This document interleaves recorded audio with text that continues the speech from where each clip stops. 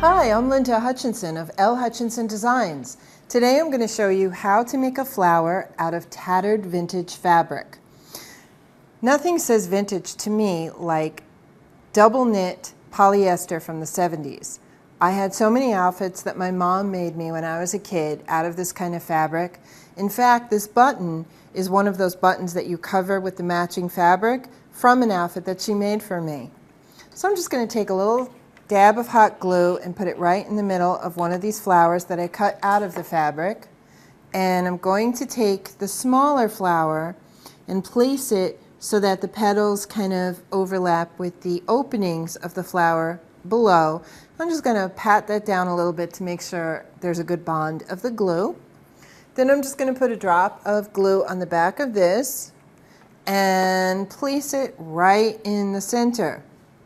And there you have a quick and easy fabric flower out of tattered vintage fabric. My name is Linda Hutchinson, and thank you so much for joining me. Bye-bye.